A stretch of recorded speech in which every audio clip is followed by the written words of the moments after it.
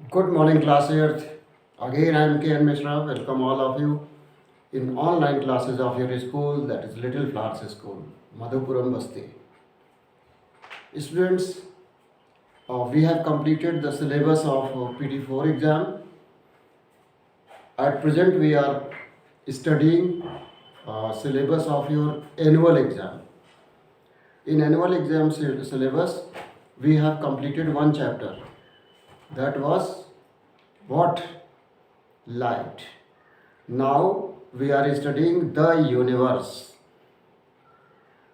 In this chapter, the universe, we have completed about the structure, about the situation, about the position, and about the rotation, revolution of our earth. We have studied about constellations. Now today I am going to tell you a very special topic which is about the moon. देखा है सभी ने moon को? देखा है Nancy Mishra? देखा है moon को आपने? चंदा मामा को? तो वो जो मून है बहुत बड़ा आपको दिखता है, अर्थ के सरफेस से देखने पे काफ़ी बड़ा दिखता है, लार्ज साइज में। पता है क्यों? इसलिए कि हमारे अर्थ से ये मून काफ़ी करीब है, काफ़ी कम डिस्टेंस में है। ठीक है? प्रतिभा, आप बताओ हमको, ये लाइट ईयर क्या है? क्या लाइट ईयर में मेजर करके हम एक जगह से दूसरे जगह जाते हैं? No, light year is the measure of distance in between two constellations, two stars. Okay, now open page number 221 of your book.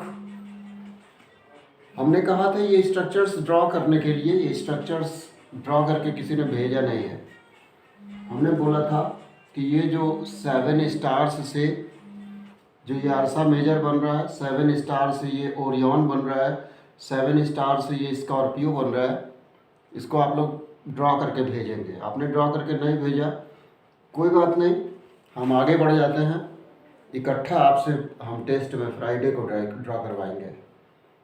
Let's recap whatever we have studied. I want to tell you about Orion. Open page number 221. Third heading is Orion, which is also known as Kalpurush. It's a large and brilliant constellation and is visible in both the hemisphere in winter. Hemisphere, globe को दो part में divide करें। ऊपर वाला part जो होगा वो northern hemisphere और जो लोअर हाफ पोर्शन होगा वो साउदर्न हेमिस्फीयर। तो दोनों हेमिस्फीयर से विंटर सीजन में यही सीजन चल रहा है जिसमें ओरियन को या कालपुरुष को आप स्काई में देख सकते हैं। ओरियन का स्ट्रक्चर आपकी बुक में ड्रॉ है, ये ओरियन का स्ट्रक्चर है, ऐसा ही दिखेगा ये स्काई में और दोनों हेमिस्फीयर से दिखेगा। Okay, now come to Scorpio. It's a large constellation of the southern hemisphere containing star clusters that resemble a scorpion with tail. 7 star से बना हुआ शेप ये भी है, लेकिन ये रिजेंबल करता है, ये मिलता जुलता है स्कॉर्पियन से। स्कॉर्पियन देखा है नैन्सी? देखा है? तो स्कॉर्पियन और उसका टेल जैसा हमको शेप में दिखता है, उसी शेप का ये स्कॉर्पियो दिखता है। Containing star clusters that resemble scorpion with tail. The constellation is seen during summer. Some of important constellations are Cancer, Chitra, Leo, Pisces, Ashwini. ये कुछ कॉन्स्टेलेशंस के नेम दिए हुए हैं। अब आते हैं मून पर। चंदा मामा, let's know something about the moon. The only natural satellite of earth is the moon. Earth का नेचुरल सैटेलाइट। तो प्रतिभा, सैटेलाइट किसको बोलते हैं? किसको बोलेंगे सैटेलाइट? अर्थ का सैटेलाइट उसको बोलेंगे जो अर्थ का चक्कर लगाए, जो अर्थ के चारों तरफ रोटेशन रिवोल्यूशन करे, वो अर्थ का सेटेलाइट हो गया। अब मून नेचुरल सेटेलाइट है, क्योंकि मून को हमने तो बनाया नहीं है, आपने तो बनाया नहीं है नैन्सी, तो ये नेचर ने बनाया है, तो मून जो है वो नेचुरल सेटेलाइट हो गया। ऐसे ह्यूमन बीइंग्स बहुत सारे सेटेलाइट्स स्पेस में छोड़ते हैं। और किस लिए ये सेटेलाइट छोड़े जाते हैं स्काई में, स्पेस में? जिस मोबाइल पे आप पढ़ रहे हैं इस समय, वो मोबाइल इसी सेटेलाइट के प्रेजेंस की वजह से हमको दिखा रहा है आपके मोबाइल में। अगर ह्यूमन बीइंग ने आर्टिफिशियल सेटेलाइट नहीं छोड़े होते तो ये पॉसिबल नहीं होता। ठीक है। It is moon is the only natural satellite of the earth. Next to the sun it is the brightest object in the sky. Sun के अलावा जो ब्राइटेस्ट ऑब्जेक्ट स्काई में दिखता है वो मून है। लेकिन आपको जान के आश्चर्य होगा नैन्सी कि मून के पास भी अपनी लाइट नहीं है। सन की लाइट ही मून पर पड़ती है तो मून चमकता है, अपनी लाइट मून के पास नहीं है। ठीक है। Comparing to other heavenly bodies, moon is nearest to earth. अभी हमने बताया आपको कि सबसे करीब में है ये अर्थ के। It is about 1/4 of the earth size. ठीक है। अर्थ का 1/4 है। It's gravitational pull is 1/6 that of the earth. जो मून पे ग्रेविटेशनल फोर्स लगता है वो अर्थ का 1/6 लगता है। ग्रेविटेशनल फोर्स शायद सबको पता होगा। रजनीश चौधरी, आयुष पांडे, प्रतिभा, नैन्सी, क्या आप लोगों को पता है ग्रेविटेशनल फोर्स के बारे में? इस मार्कर को अगर हम ऊपर से सिर्फ छोड़ दें, नीचे की तरफ इसको फेंके मत, तो भी अर्थ इसको अपनी तरफ अट्रैक्ट करती है। जिस फोर्स से अर्थ अपनी तरफ इस मार्कर को अट्रैक्ट करती है वही फोर्स है ग्रेविटेशनल फोर्स। ये ग्रेविटेशनल फोर्स मून पे भी लगता है, लेकिन मून पर अर्थ का 1/6 ग्रेविटेशनल फोर्स लगता है। Clear? Now it has no air और water to sustain life. Moon पे ना एयर है ना वाटर है, इसीलिए लाइफ की पॉसिबिलिटी नहीं है। ठीक है। Its surface is covered with dirt. Dirt से इसका सरफेस कवर है। Craters and mountains. On moon days are very hot while the night is very cold. Moon पे जो दिन होता है ना वो बहुत गर्म होता है, क्योंकि सन का फोटोन, सन की एनर्जी मून पे पड़ती है, तो डे टाइम पे ये मून बहुत ज़्यादा हॉट होता है और नाइट टाइम में मून बहुत ज़्यादा कोल्ड होता है। Moon does not have light of its own. अब लिखा है ये बात, अपनी लाइट नहीं है।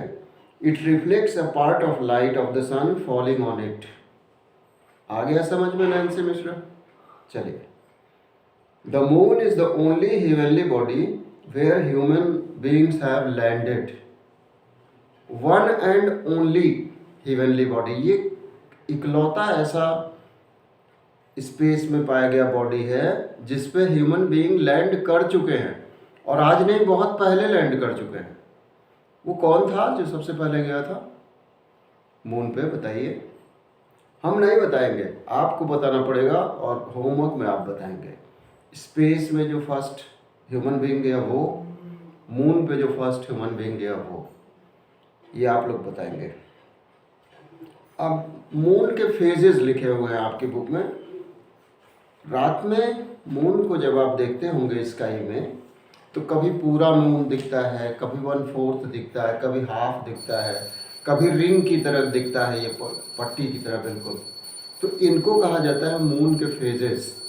नीचे देखिए आप पेज नंबर 221 पे सबसे नीचे मून के फेजेस बने हुए हैं। तो these are various phases of moon. इनके अलग अलग नेम्स भी लिखे हुए हैं। ठीक है।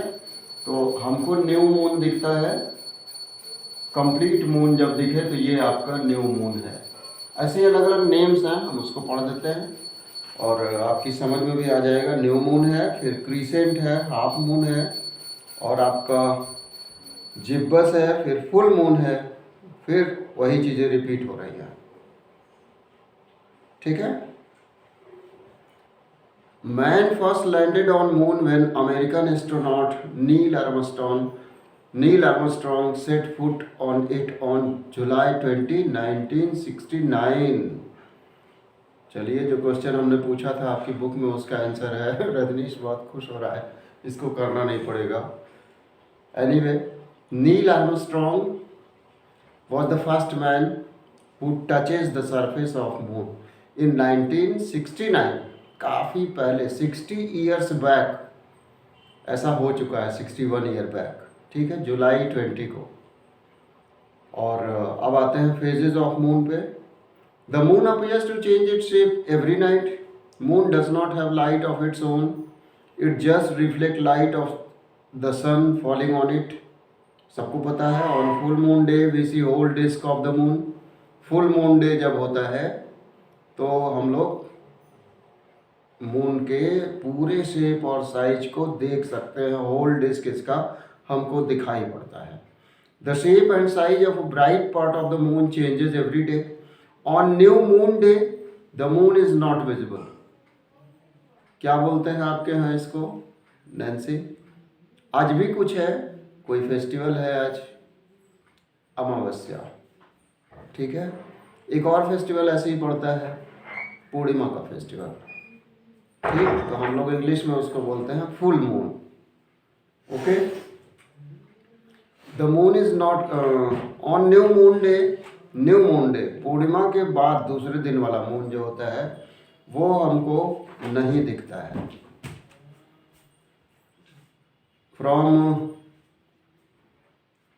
From here the visible area of the sunlight portion increases and moon is said to be growing or waxing when the visible sunlight from full moon day begins to reduce with each day. The moon at this phase is said to be waning. In 29.5 days moon completes one revolution.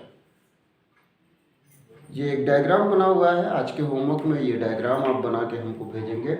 ये revolution of moon around the earth है, revolution of moon around the earth. इसको ध्यान दें, ये हमारी अर्थ है और ये मून इसके चारों तरफ क्या कर रहा है, रोटेट कर रहा है, ठीक है।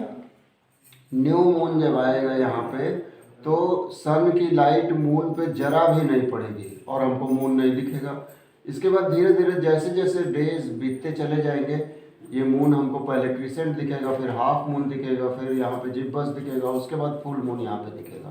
फिर धीरे धीरे इसकी लाइट, सन की लाइट कम पड़नी शुरू हो जाएगी और इसका एक पोर्शन ब्लैक होता चला जाएगा, फिर यहाँ हाफ हो जाएगा, यहाँ क्रिसेंट हो जाएगा, यहाँ पे फिर न्यू मून हो जाएगा। ये इस तरीके से मून के फेजेस डेली बदलते हैं, डेली चेंज होते हैं इनके फेजेस, ठीक है। लेटेस्ट रिवाइज में एक क्वेश्चन दिया हुआ है, draw diagram showing the stars in ursa major. पहले से ये होमवर्क हम आपको दे चुके हैं। 7 स्टार्स से जितने स्ट्रक्चर्स बन रहे हैं वो सारे स्ट्रक्चर्स आप ड्रॉ करके आज होमवर्क में हमको भेजेंगे 5 बजे शाम के पहले, और प्लस ये डायग्राम भी, revolution of moon around the earth, okay. Now we have studied about the moon, we have studied about phases of moon. Now come to solar system. Solar system, the sun. The sun is the head of solar family. ये head है बिल्कुल आपके school के principal की तरह। All the planets revolve around it. क्यों head कहा गया है? क्योंकि बाकी जितने भी प्लैनेट्स हैं, जितने प्लैनेट्स के बारे में हम और आप जानते हैं, वो सारे प्लैनेट्स इस सन का रोटेशन, सन का रिवोल्यूशन करते हैं, रिवॉल्व अराउंड इट। ये सारे जितने भी प्लैनेट्स हैं ये सन के चारों तरफ चक्कर लगाते हैं। About 3/4 of the sun is hydrogen and 1/4 helium. Sun का जो एटमॉस्फेयर है, सन के भीतर क्या प्रेजेंट है? हाइड्रोजन और हीलियम प्रेजेंट है। हाइड्रोजन सब लोग जानते हैं, ऐसे ही हीलियम भी एक एलिमेंट है। It also contain small amount of oxygen, carbon, neon, nitrogen, magnesium and iron. ये सारी चीज़ें भी सन के एटमॉस्फेयर में हैं। सन इज ऑल्सो ए स्टार, सबको शायद पता होगा, स्टार है, इसको आपने पढ़ा होगा आप SST में, जियोग्राफी में। It appears bigger and brighter because it is much nearer to earth than the other stars. इसीलिए इतना ब्राइट दिखता है ये। एक टेबल बना हुआ है प्लैनेट्स के बारे में आपकी बुक में, इस टेबल को देखिएगा। इस टेबल में प्लैनेट और सन से उनकी कितनी डिस्टेंस है ये लिखा हुआ है, डायमीटर कितना है उस प्लेनेट का, अपने एक्सिस पे रोटेट करने में कितना टाइम लेता है, और फिर time taken to revolve around the sun, sun के चारों तरफ रोटेट करने में कितना टाइम लेता है, नंबर ऑफ मून इसके पास कितने हैं, मतलब सैटेलाइट कितना है, नेचुरल सैटेलाइट कितने हैं। अब आते हैं हम दूसरे प्लैनेट्स के बारे में स्टडी करते हैं थोड़ा सा। The planet are solid heavenly bodies which revolve around the sun in fix path. This fix path is called orbit. जिस रास्ते से कोई भी प्लैनेट रोटेट करता है उसको उसका ऑर्बिट बोलते हैं। Each planet rotate on its axis. At night we observe certain objects bigger and brighter than stars. They do not twinkle as stars. They are planet. हमको स्काई में बहुत सारे ऑब्जेक्ट्स ऐसे दिखते हैं जो स्टार की तरह ट्विंकल नहीं करते, टिमटिमाते नहीं हैं, वही प्लैनेट्स हैं। ठीक है। Unlike sun and other star planets do not have light of their own. They appear bright because light from the sun falls on them. सन की लाइट उन प्लैनेट्स पे पड़ती है तब वो चमकते हैं, वही रिफ्लेक्शन जो हमने पिछले चैप्टर में पढ़ा है। किसी ऑब्जेक्ट पे सन की लाइट पड़ के वही लाइट रिफ्लेक्ट होकर जब हमारी आईज पे पड़ती है तब हमको वो ऑब्जेक्ट दिखाई देती है। द 8 प्लैनेट, अब 8 प्लैनेट्स हैं इस स्पेस में, टोटल 8 प्लैनेट्स। पहले 9 थे, इनके नाम लिखे हुए हैं mercury, Venus, earth, Mars, Jupiter, Saturn, Uranus, Neptune. Earlier in 1930, the Pluto was classified as 9th and smallest planet, but in 2006 it was given a new definition as dwarf planet.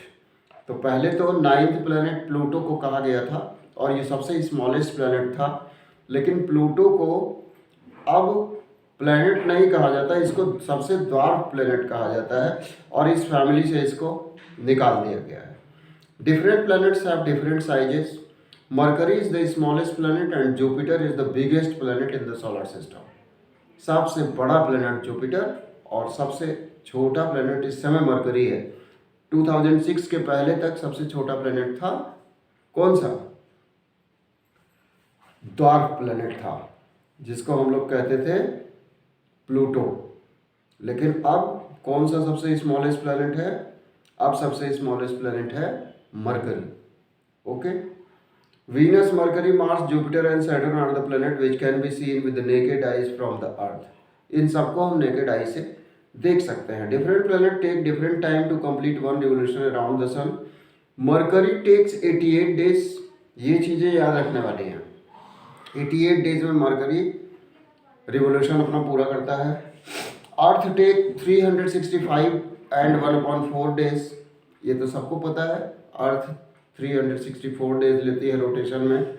Pluto take 248 days to complete one revolution around the sun. Now come to Mercury. Mercury सबसे बड़ा planet है, इसलिए mercury के बारे में जरूर जानना चाहिए।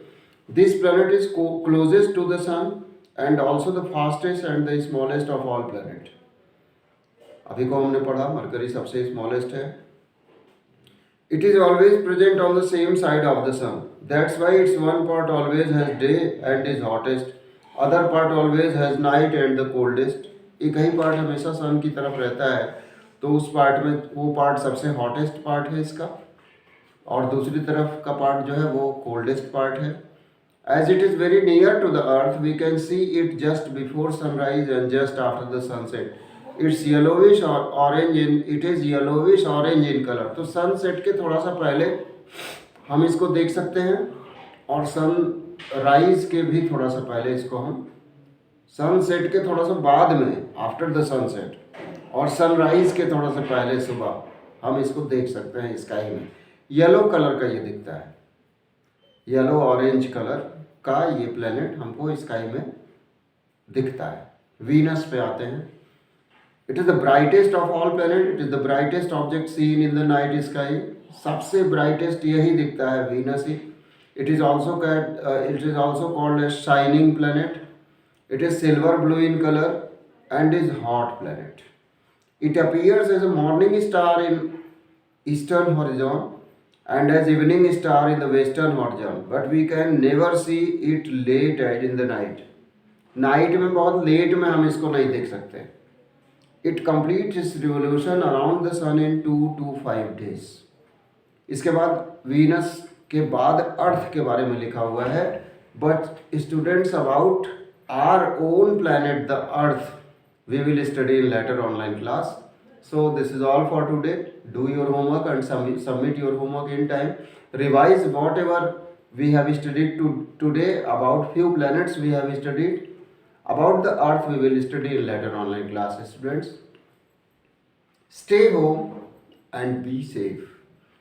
Thank you for attending science class with me. Have a good day, बच्चों.